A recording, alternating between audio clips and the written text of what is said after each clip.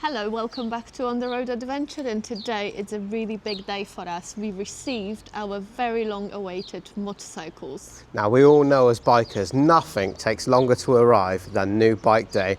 And for us, that has gone on much longer than anticipated.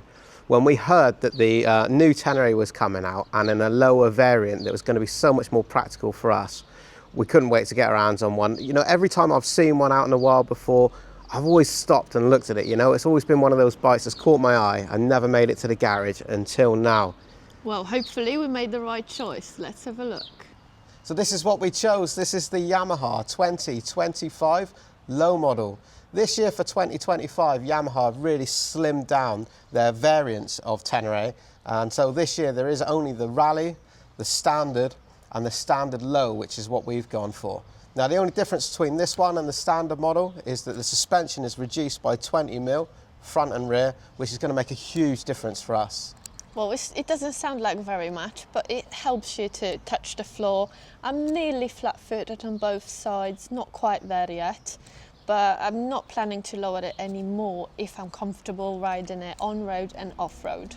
There's always been the option with the other models of Teneres to lower them, but then you have issues with the side stand and things. So this one also has the side stand reduced in length, so everything is perfect. So these bikes are standard from Yamaha, except for one modification, one addition that we had, and that is the quick shifter. A lot of people think you don't really need a quick shifter on a Yamaha Tenere, but I think don't need it. You don't need it, but it's this fun tool that makes riding in the right circumstances a little bit more fun, and I definitely wanted to have that on my bike. Definitely. At the end of the day, these things are toys. They're there to put smiles on our faces and to ride and enjoy. But before we can take them out riding, something that's essential is to do the mods on these. Let's get some crash protection on them. You know, I've got boxes of things to put on it. So let's go through the modifications. Let's get these ready to hit the road.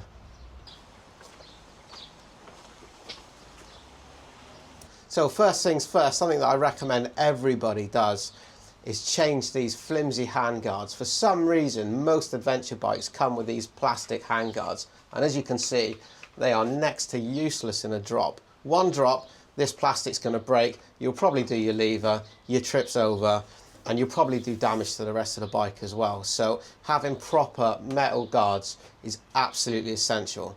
Our friends at SWmotech have sent us some parts that they recommend for the 25 Tenere. And so first of all, we are going to start with the handguard kit. As I say, absolutely essential on any motorbike. So SWmotech makes some really good metal handguards, and that's going to protect your bike and your levers in the event of a fall. And there is a selection of plastics that you can put on there for your liking. So let's get these old ones off. So this isn't going to be an install video or an instructional video. This is just me showing you what parts we're doing to our bike, how we're modifying it and making it suitable for our travels.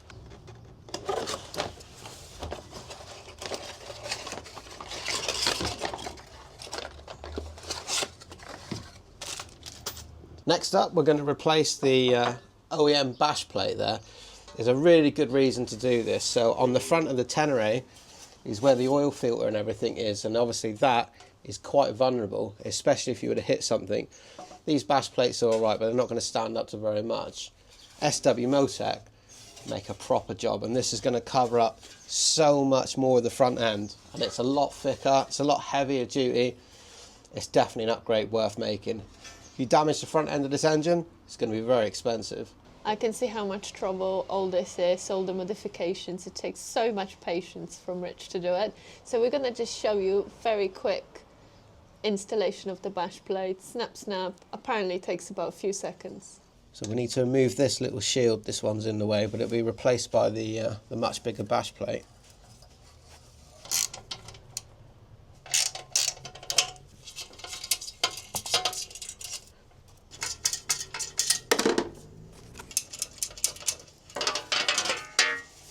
So we can see this one, compared to the other one, is like tin, really cheap. But that is protecting the entire engine sump and oil filter, and you really need to protect this. Put a hole in that, that's game over. Have a look at the difference with that. Not only the thickness of the material, but the difference in coverage. All that extra protection this offers. I'm not sure if you can quite see it on the camera, but This SWmotech is about twice thickness of the original one.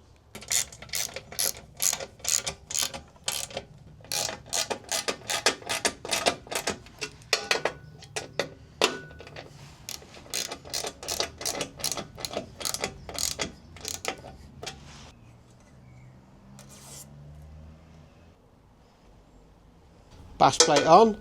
So next up is the essential crash bars. Well, that's interesting. I'm not sure it is essential. I know there's a lot of others on the older T7 that are only running the handguards, but we really like having the lower crash guards on. We're not going to go for the top set, only the lower ones, because that means that we can put our lone rider bags in, and I keep tools and waterproofs and everyday essentials in there. So let's get these on. So this one goes on here like that, and there's two main bolts, and there'll be a bracket down here as well that we need to make up, and that is just so convenient for us to be able to put the side bags on there to carry our things. But also what it means is that an extra bag here really does help keep the bike off the ground if it should go over, so it does protect a lot of the bike. That's the crash bars up and done. I have to say, it looks pretty good. All starts to come together really nicely. It looks badass, doesn't it? I do really like that. I love all the black. These things feel really solid. But there's something worth pointing out. So we got hold of these before the 25 model stuff has come out. So I did have to make a small modification to make these bars go on here. You can see here where this part of the bracket goes on the crash bars, it was just touching this plastic here. So I did take the hacksaw to that. Well, unless you know that that has been cut a little bit to fit the crash bar, you wouldn't really guess. And also we're going to have a Lone Rider bag in here, and no one would even see it. Well, to be honest with you, yeah, okay, it is always a shame to take a hacksaw to your bike before you've even taken it for a ride. But that minor bit of damage there to the plastics allows us to have this, and these will save a lot of damage if the bike gets dropped, so it's a no-brainer. Right, that's crash protection done. Next up, practicality. Now, we can't go adventuring anywhere unless we can get some luggage on this bike, so we're going to fit some luggage racks. These are from Nice CNC, and like I say, I'll leave links and everything for you. So this one goes on the side, so that's going to keep the soft bags off of the plastics and make it easy to tie everything on. And obviously that's the rear rack. It's going to go on the back of the bike. So it should look something like that. So I'm just going to bolt that together and get that mounted up. So Yamaha actually used these stays in. You can buy the proper metal brackets for hard cases, but we've learnt from our previous trips that the hard cases don't stand up to falls very well. So we will be going for soft luggage. The rack is coming together slowly. So this is how it looks like. And I think it's pretty cool. But anyway, it's going to be covered with the bags, so you're not going to see much of it.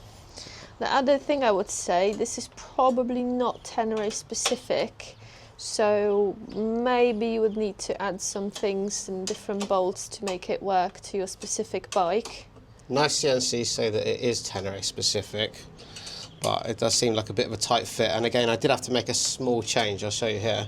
So the only thing I changed is in here, the original bolts that came with it were just too long, and so when you put weight down on the rack and everything, I think it's going to touch these plastics and cause damage. So I just switched the bolt out for a shorter one. So one of the last jobs was to connect up the side bit here down, and it connects on just underneath the foot plate, but it didn't quite line up. So I've had to add some washers here, and in order to make it all line up. And if I'm honest, I'm starting to lose a little bit of faith in this. I think it feels like a bit of a universal product, and you know what they say about universal products. You've usually got to, search the universe before you find a bike it actually fits properly. So I think we need to have a bit of a chat about this thing. Well, these nice CNC racks, they do fit, they do go on the bike, but it needs a bit of jiggery pokery, Like I say, I had to change some screws on the back of the rack so it didn't damage the rear end on the plastics. And I've had to add some washers here and there to space it out so that things line up.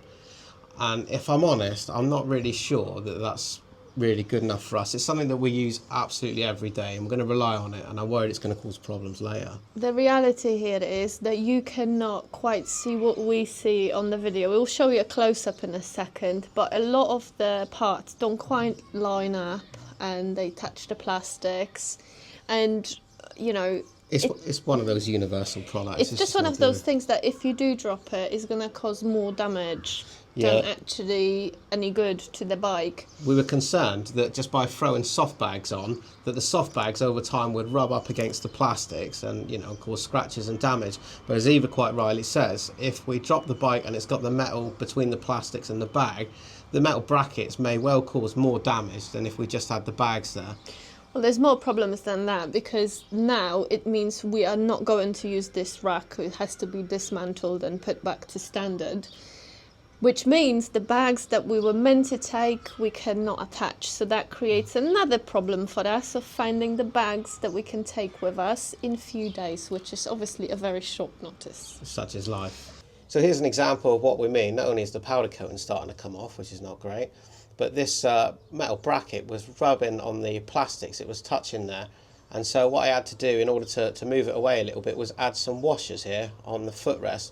But again, you know, it's just another example of having to sort of bodge it to make it fit, and that's not what we want really, which is a shame because it looks good, but not what we need.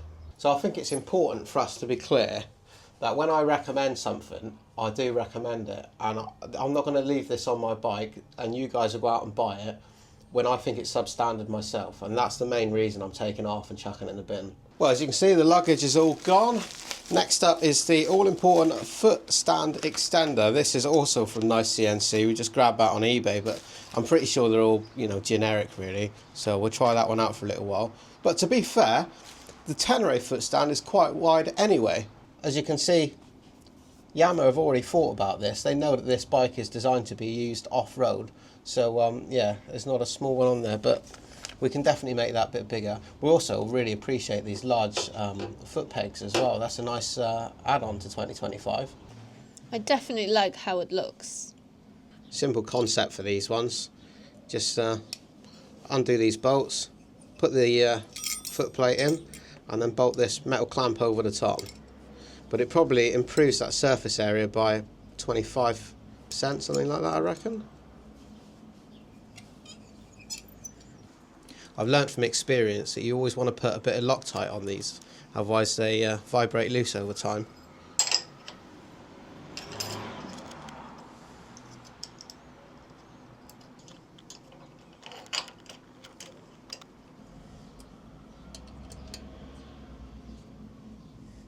Well, it's no good going on an adventure if we don't know where we're going, so we are going to continue using the quad lock and using our phone Google Maps for when we're going around. But as of yet, we haven't yet put on the charger, so we were waiting until we got our own bikes before I wired that in. So this one is a wireless charger that just sits on top of that mount, and then we're going to put it on handlebars as usual. There's something that's worth noting is that there is under the right hand cover a 3-pin Yamaha auxiliary power connection. So I'm going to wire this one in directly to that. That's what it's there for, instead of running things off the battery. I love how easy Yamaha have made this bike to work on. You can just 3 screws and you can pop these panels off. And then on the inside there's these plastic popper style ones. Just undo, give them a wiggle out. These are great, they are, but I suspect these snap for a pastime, so we'll order some spares to carry with us. Just needs a gentle wiggle and they'll pop right off.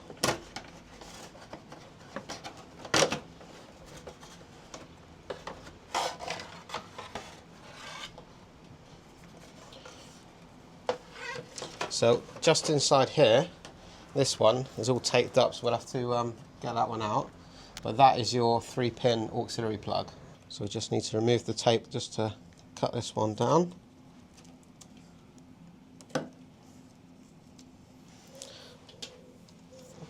And there should be a little dummy plug on the end. There we go. There we are. So we've got 3 pins there. Switch live, negative, and a permanent live is my guess. But if you go online on eBay, you can find the other ends of these Yamaha plugs, and they're only a couple of quid, so you could just wire straight in on there, but we don't want to be chopping up our wiring, so we're going to use the proper connectors.